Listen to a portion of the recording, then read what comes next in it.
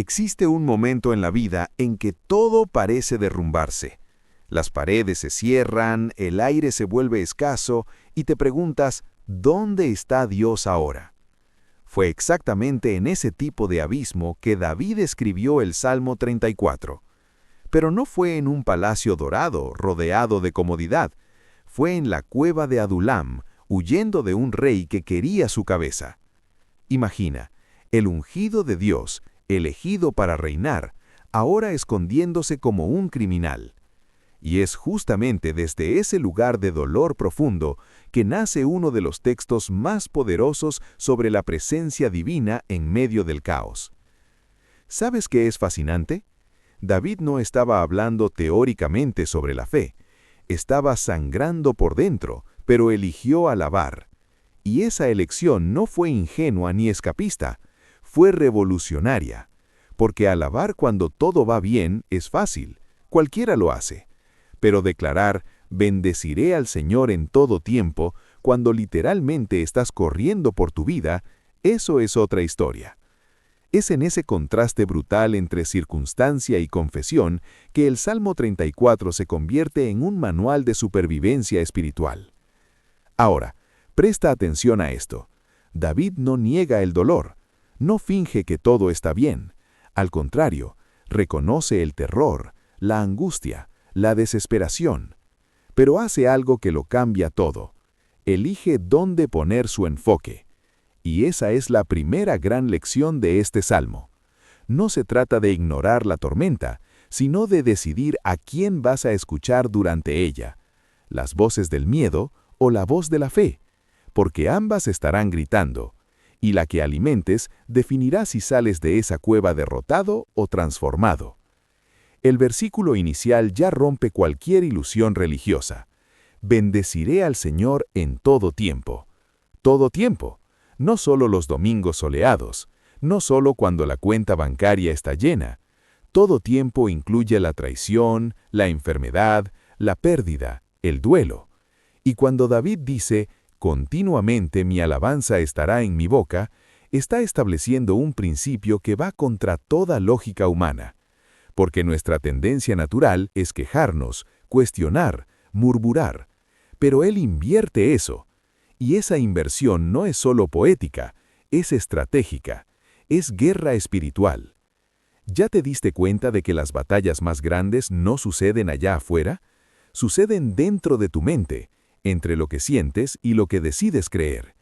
David entendió eso, por eso no esperó sentir ganas de alabar, decidió alabar. Y esa decisión no fue emocional, fue volitiva, fue un acto de voluntad pura. Y es exactamente ahí donde está la diferencia entre quien sobrevive a las crisis y quien es destruido por ellas. No se trata de tener fe perfecta, se trata de elegir continuar, aun cuando todo dentro de ti grita para rendirte. Y hay más. David invita a otros a este camino. Engrandezcan al Señor conmigo, dice. No se lo guarda para sí, porque sabe que testimonio compartido es testimonio multiplicado. Cuando declaras lo que Dios hizo, no solo fortaleces tu propia fe, enciendes una antorcha para quien está perdido en la misma oscuridad. Y eso es comunidad real, no aquella superficial de las sonrisas forzadas, sino la que sangra junta, llora junta y se levanta junta. Ahora vamos al corazón pulsante de este salmo. Busqué al Señor y Él me respondió. Parece simple, ¿verdad? Pero espera. David no dijo, oré casualmente, o mencioné a Dios de pasada. Dijo, busqué. Ese verbo lleva peso, lleva urgencia, lleva desesperación intencional. Es como alguien buscando agua en el desierto. No es un pasatiempo, es cuestión de vida o muerte. Y esa intensidad es lo que separa religiosidad vacía de encuentro real. Porque Dios no se revela a curiosos, se revela a hambrientos. Y mira la secuencia. Buscó y Dios respondió. No dice cuándo, no especifica cómo, pero afirma categóricamente, hubo respuesta. Y aquí está una verdad que muchos no quieren escuchar. La respuesta de Dios no siempre viene en el formato que esperamos. A veces no es el cambio de circunstancia, es el cambio de perspectiva. No es la remoción del dolor, es la fuerza para atravesarlo. David continúa en la cueva cuando escribe esto. Saúl todavía lo está cazando. Pero algo cambió. No fue el escenario, fue él. Me libró de todos mis temores. Presta atención, no dice que removió las amenazas, dice que removió los temores. La diferencia es abismal, porque puedes estar rodeado de peligros reales y no tener miedo. Y puedes estar en total seguridad y ser devorado por la ansiedad. El miedo no vive en las circunstancias, vive en la mente. Y cuando Dios toca tu mente, el infierno alrededor puede continuar, pero ya no estás en pánico, estás en paz. Y esa paz no tiene sentido racional. Por eso Pablo la llamó paz que sobrepasa todo entendimiento. Hay una frase aquí que es devastadora. Los que miran hacia Él son iluminados. Mirar a Dios parece obvio, pero ¿cuántos de nosotros realmente lo hacemos? Pasamos más tiempo mirando el problema, la cuenta, la enfermedad, la traición. Y cuanto más miramos, más oscuro se vuelve. Pero cuando volteas el rostro hacia Dios, algo místico sucede. La luz comienza a entrar. No porque el problema desapareció, sino porque ya no estás hipnotizado por él. Estás viendo más allá de él. Y David va más profundo, y sus rostros no son avergonzados. ¿Sabes qué es vergüenza? Es esa sensación de que no mereces estar en la presencia de Dios, de que fallaste demasiado, pecaste demasiado, decepcionaste demasiado. Pero cuando genuinamente buscas a Dios, esa vergüenza se disuelve. No porque te volviste perfecto, sino porque encontraste gracia. Y gracia no es Dios fingiendo que no erraste, es Dios diciendo, sé exactamente quién eres, y aún así, te quiero aquí. Entonces viene el testimonio personal. Clamó este pobre, y el Señor lo oyó. David se llama pobre, el futuro rey de Israel, el hombre conforme al corazón de Dios. Se reconoce como pobre. Y esto no es falsa humildad, es lucidez espiritual. Porque delante de Dios, todos somos pobres. No tenemos nada que ofrecer que Él necesite. No tenemos moneda de cambio. Solo tenemos necesidad. Y es justamente esa pobreza reconocida la que abre la puerta para la provisión divina. Dios resiste a los soberbios, pero da gracia a los humildes. Y la promesa es clara. Y lo libró de todas sus angustias. Todas, no algunas, no las más leves, todas. Esto no significa que nunca más sentirás angustia. Significa que ninguna angustia tendrá la palabra final sobre ti. Que puedes pasar por valles sombríos, pero no quedarás atrapado en ellos.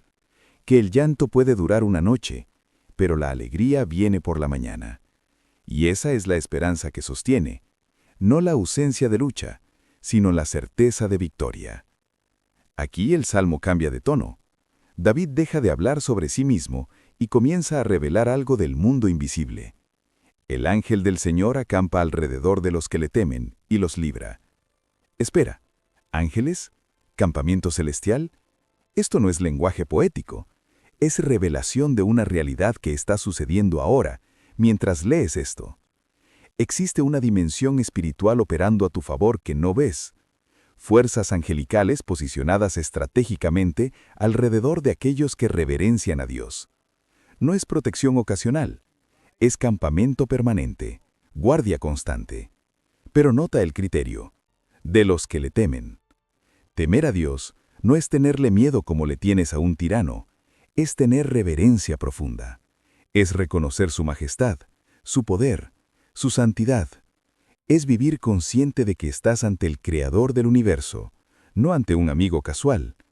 Y esa reverencia activa algo en el reino espiritual. Te posiciona bajo cobertura divina, no porque seas perfecto, sino porque reconoces quién es Él.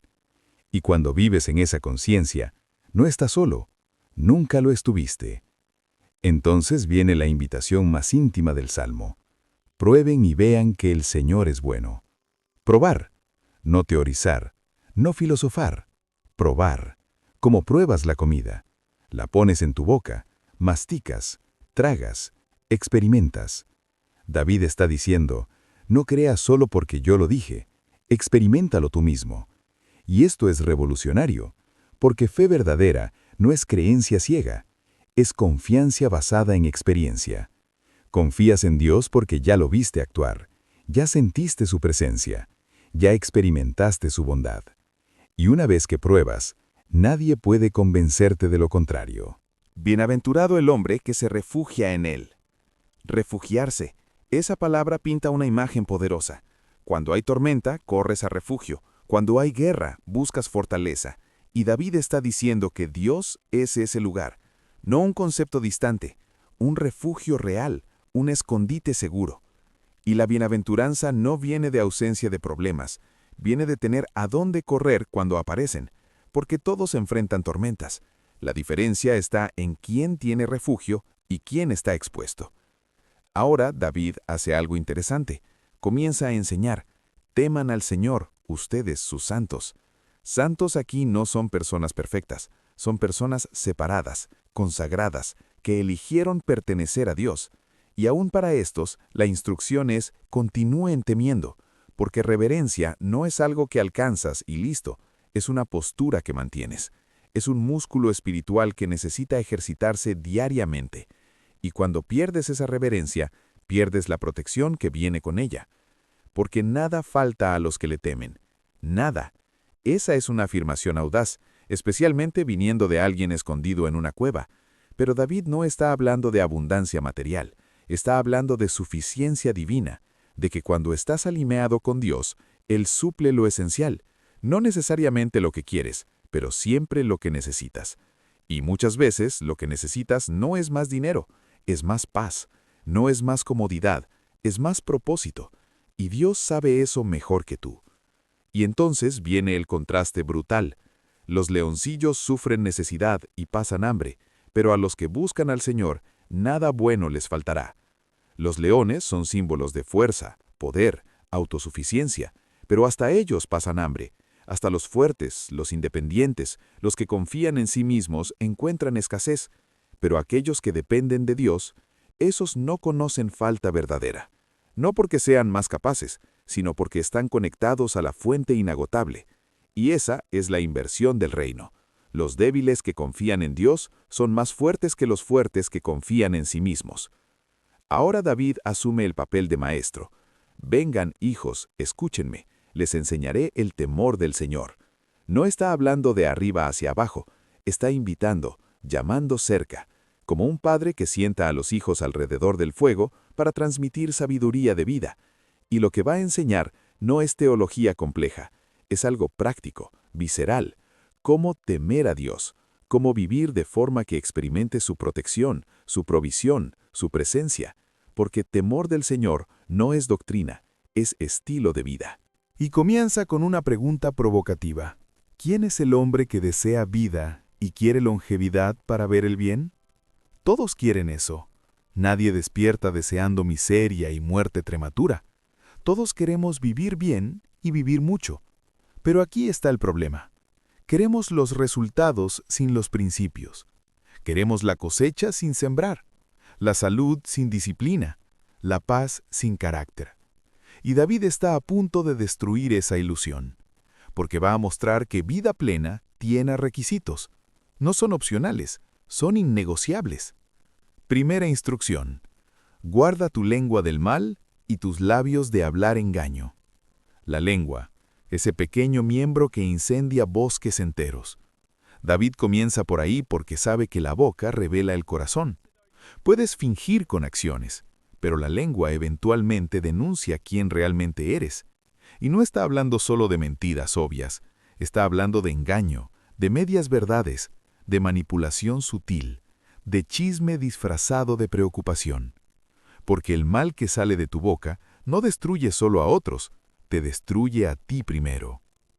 Piensa en esto. ¿Cuántas guerras comenzaron con palabras?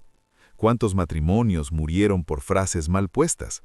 ¿Cuántas amistades fueron enterradas por comentarios venenosos? La lengua tiene poder de vida y muerte, y cuando no la controlas, ella te controla. Se convierte en un portal hacia las tinieblas.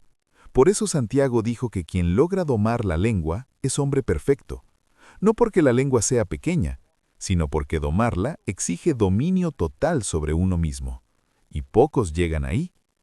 Segunda instrucción: apártate del mal y haz el bien. Parece simple, pero es revolucionario, porque no basta con dejar de hacer lo malo, necesitas comenzar a hacer lo correcto. Mucha gente vive en una zona neutral moral. No son criminales, pero tampoco son agentes de transformación. No hacen mal, pero tampoco hacen bien. Y David está diciendo, eso no es suficiente. Vida plena exige movimiento, exige posicionamiento. Necesitas activamente alejarte de lo destructivo y activamente abrazar lo constructivo. Y no se trata solo de grandes gestos heroicos. Se trata de elecciones diarias. Es rechazar el chisme en el almuerzo. Es devolver el cambio equivocado. Es perdonar cuando sería más fácil guardar rencor. Es ayudar cuando nadie está mirando. Porque el carácter no se forma en momentos de crisis, se revela en ellos, pero se forma en las pequeñas decisiones que nadie ve. Y cuando acumulas años de esas pequeñas decisiones correctas, te conviertes en alguien en quien Dios puede confiar cosas grandes. Tercera instrucción: busca la paz y esfuérzate por alcanzarla. Buscar paz. No esperar que caiga del cielo. No desear que suceda. Buscar. Con intencionalidad. Con esfuerzo. Porque paz no es ausencia de conflicto. Es presencia de resolución. Y alcanzarla exige humildad. Exige que des el primer paso. Pedir disculpas aun cuando no fue totalmente tu culpa. Extender la mano aun cuando fuiste tú quien fue herido. Y eso va contra todo instinto humano, pero es exactamente por eso que es divino, porque Dios es el Dios de la reconciliación, y cuando buscas paz, estás imitando su corazón. Ahora, David revela la mecánica espiritual detrás de todo esto. Los ojos del Señor están sobre los justos, y sus oídos atentos a su clamor. Esto no es poesía romántica, es realidad operacional del reino de Dios. Existe una mirada divina constantemente dirigida hacia aquellos que viven en rectitud, no perfección, rectitud. Personas que hierran, pero se arrepienten, que caen, pero se levantan, que luchan, pero no se rinden. Y esa mirada no es de vigilancia punitiva, es de cuidado paternal. Dios está observando no para atraparte en el error, sino para socorrerte en el momento correcto. Y más, sus oídos están atentos, no distraídos, no ocasionalmente disponibles, atentos, como un padre que reconoce el llanto del hijo en medio de una multitud. Dios no necesita que grites más fuerte que otros para ser escuchado, ya está sintonizado en tu frecuencia. Tu clamor no compite con miles de millones de otras oraciones. Cada una es escuchada individualmente, personalmente, completamente. Y eso lo cambia todo, porque no estás hablando al vacío, estás hablando con alguien genuinamente interesado en cada palabra. Pero entonces viene el otro lado de la moneda. El rostro del Señor está contra los que hacen el mal, para extirpar de la tierra su memoria. Dios no es neutral, tiene lado, y se opone activamente a aquellos que persisten en maldad, no por capricho, sino porque el mal destruye. Y un Dios de amor no puede ser indiferente a la destrucción. Entonces resiste, confronta, interviene y eventualmente borra.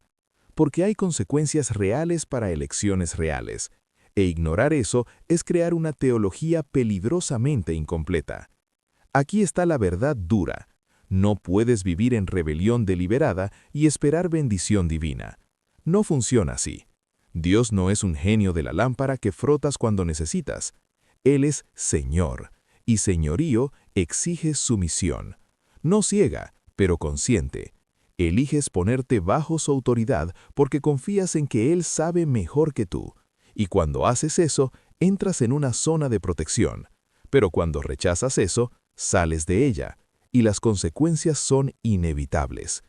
Entonces David vuelve a los justos. Claman los justos, y el Señor los oye y los libra de todas sus angustias. De nuevo esa palabra. Todas. No es exageración retórica, es promesa literal. Pero entiende, liberación no significa ausencia de angustia, significa que ninguna angustia logrará destruirte. Pasarás por ellas, sentirás el peso, sangrarás, pero no serás aplastado, porque hay una fuerza mayor operando en ti, una resiliencia que no viene de dentro, sino de arriba. Y aquí está una de las declaraciones más profundas del Salmo. Cercano está el Señor a los quebrantados de corazón, y salva a los de espíritu abatido. Dios no está distante de los que sufren, está cerca, más cerca que nunca, porque corazón quebrantado no es debilidad, es honestidad, es admitir que no estás bien, que no puedes solo, que necesitas ayuda. Y esa vulnerabilidad no aleja a Dios, lo atrae, porque Él no vino por los que se creen fuertes, vino por los que reconocen su fragilidad. Espíritu abatido, alma aplastada, mente exhausta. Si eso te describe ahora, debes saber, no estás lejos de Dios, estás exactamente donde Él opera mejor. Porque Dios no arregla lo que no está roto, y no salva a quien no reconoce que necesita salvación. Entonces, si estás en el fondo del pozo, mira hacia arriba, no porque necesites escalar solo, sino porque Él ya está descendiendo para buscarte. Y cuando Dios desciende, ningún pozo es demasiado profundo. David ahora hace una afirmación que desafía toda teología de la prosperidad superficial. Muchas son las aflicciones del justo, pero el Señor lo libra de todas. Muchas aflicciones, no pocas, no raras, muchas. Esto destruye la ilusión de que seguir a Dios es un seguro contra problemas. No lo es. Ser justo no te blinda del dolor, no te exenta de pérdidas, no te garantiza una vida sin lágrimas. De hecho, a veces ser justo atrae más oposición, porque estás nadando contra la corriente de un mundo caído, y las corrientes no les gusta ser desafiadas. Pero aquí está el giro. El Señor lo libra de todas. Todas las aflicciones vendrán, pero ninguna se quedará. Atravesarás valles, pero no vivirás en ellos. Enfrentarás gigantes, pero no serás derrotado por ellos. Pasarás por hornos, pero no serás consumido. Porque hay una diferencia abismal entre pasar por algo y ser destruido por algo. Y el justo pasa, siempre pasa. No porque sea fuerte, sino porque está conectado al fuerte. Entonces viene una promesa específica y extraña. Él guarda todos sus huesos, ni uno de ellos será quebrado. Huesos, estructura, fundamento. David está diciendo que Dios protege tu esencia, tu identidad, tu núcleo. Puedes ser herido en la superficie, puedes sangrar, puedes tener cicatrices, pero tu estructura permanece intacta. Lo que te define no será quebrado. Y esto es crucial, porque mucha gente sobrevive la tormenta, pero sale de ella irreconocible, amarga, cínica, destruida por dentro. Pero el justo sale diferente. Marcado, sí, pero no quebrado. Y esa promesa tuvo cumplimiento profético literal. Cuando Jesús fue crucificado, los soldados quebraron las piernas de los otros crucificados. Pero cuando llegaron a Jesús, ya estaba muerto, y ningún hueso suyo fue quebrado. ¿Coincidencia? No, cumplimiento. Porque Jesús era el justo perfecto, y aún en la muerte más brutal, la promesa se mantuvo. Dios guardó cada hueso, cada detalle, porque Dios no hace promesas vacías, y cuando dice que guardará, guarda. Ahora el contraste final. La maldad matará al impío, y los que odian al justo serán condenados. La maldad lleva en sí misma su propia destrucción. No es Dios siendo vengativo, es la ley de siembra y cosecha operando. Plantas veneno, cosechas muerte, así de simple. Y aquellos que persiguen a los justos, que se burlan de la fe, que atacan a quien sirve a Dios, no quedarán impunes. No porque Dios sea pequeño y necesite defender su reputación, sino porque justicia es parte de su naturaleza, y justicia exige ajuste de cuentas. Pero entiende, esa condenación no es deseo de Dios, es consecuencia de elección humana. Dios no manda a nadie al infierno. Las personas eligen ir, eligen rechazar la luz, eligen abrazar las tinieblas, y Dios, respetando el libre albedrío, lo permite, pero no sin antes ofrecer incontables oportunidades de arrepentimiento. no sin antes extender la mano repetidas veces, y cuando alguien finalmente es condenado, no es porque Dios quiso, es porque la persona insistió. Y entonces viene el cierre glorioso. El Señor rescata el alma de sus siervos, y ninguno de los que en Él confían será condenado. Rescatar. Esa palabra lleva peso de batalla, de rescate en territorio enemigo, de operación de extracción. Tu alma estaba en peligro, estaba cautiva, estaba condenada, pero Dios invadió el territorio enemigo, pagó el precio y te trajo de vuelta. Y ahora, ninguna condenación puede tocarte, no porque seas perfecto, sino porque estás cubierto por la sangre del Cordero perfecto, y esa cobertura es definitiva, completa, eterna. Entonces, ¿qué hacemos con todo esto? ¿Cómo este salmo, nacido en una cueva hace 3000 años, te habla hoy? Simple, te recuerda que tu situación actual no es tu sentencia final. David estaba huyendo, escondido, cazado como animal, pero no escribió un salmo de lamento, escribió un himno de victoria, no porque la batalla había terminado, sino porque ya sabía el final de la historia. Y tú también necesitas saber, si estás en Cristo, el final ya está escrito, y tú vences. Pero victoria no significa ausencia de lucha, significa certeza de resultado. Pasarás por desiertos, enfrentarás gigantes, tendrás noches en que el dolor será tan intenso que cuestionarás si vale la pena continuar. Y es exactamente en esos momentos que necesitas volver a este salmo. Necesitas declarar, aún sin sentirlo, bendeciré al Señor en todo tiempo, porque esa declaración no es sobre emoción, es sobre decisión, y decisiones correctas en momentos difíciles construyen carácter eterno. Mira hacia atrás en tu vida. ¿Cuántas veces pensaste que no ibas a sobrevivir? ¿Cuántas crisis parecían terminales? ¿Cuántas puertas cerradas parecían el fin? Y sin embargo, estás aquí, leyendo esto, respirando, vivo. Eso no es suerte, es liberación. Es la mano de Dios operando aún cuando no lo percibías. Y si te trajo hasta aquí, te llevará hasta el final. Porque Dios no abandona obra comenzada. Termina lo que inicia. Ahora, sobre el temor del Señor, esto no es opcional. No es sugerencia para cristianos avanzados. Es fundamento para cualquiera que quiera experimentar la plenitud de Dios. Y temer no es tener pavor. Es tener reverencia profunda. Es vivir consciente de que cada elección, cada palabra, cada pensamiento sucede delante de sus ojos. Y cuando vives así, no vives con miedo, vives con sabiduría, porque quien teme a Dios no necesita temer nada más. Todo otro temor se vuelve irrelevante ante la conciencia de su presencia. Y sobre guardar la lengua, hacer el bien, buscar la paz, estas no son reglas religiosas para controlarte, son principios de vida para liberarte. Porque pecado no es Dios siendo fastidioso, es tu autodestrucción. Y santidad no es Dios siendo exigente, es Él mostrándote el camino hacia vida plena. Entonces, cuando dice, apártate del mal, no es porque quiera arruinar tu diversión, es porque sabe que ese camino termina en muerte, y te ama demasiado para dejarte ir por ahí sin advertencia. Finalmente, sobre estar quebrantado, si estás leyendo esto y tu corazón está en pedazos, debes saber que estás en el lugar correcto. No geográficamente, espiritualmente. Porque Dios está cerca de los quebrantados. No está en los palacios de los orgullosos, está en las cuevas de los humillados. No está en los templos de los religiosos, está en los cuartos de los desesperados. Y si estás desesperado ahora, extiende la mano, clama, busca y observa cómo responde.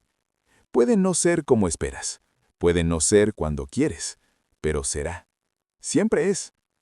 El Salmo 34 no es teoría, es testimonio, de un hombre que estuvo en el fondo y fue rescatado, que enfrentó lo imposible y vio a Dios actuar, que debió haber muerto 1000 veces, pero está aquí contando la historia, y te está diciendo, lo que Dios hizo por mí, lo hará por ti. No porque lo merezcas, sino porque Él es fiel. Y su fidelidad no depende de tu perfección, depende del carácter de Él, y ese nunca cambia. Entonces, respira profundo, levanta la cabeza y declara con David, Bendeciré al Señor en todo tiempo. Continuamente mi alabanza estará en mi boca. Y observa qué sucede cuando haces eso. Observa a Dios moverse, porque Él siempre se mueve hacia la alabanza. Siempre.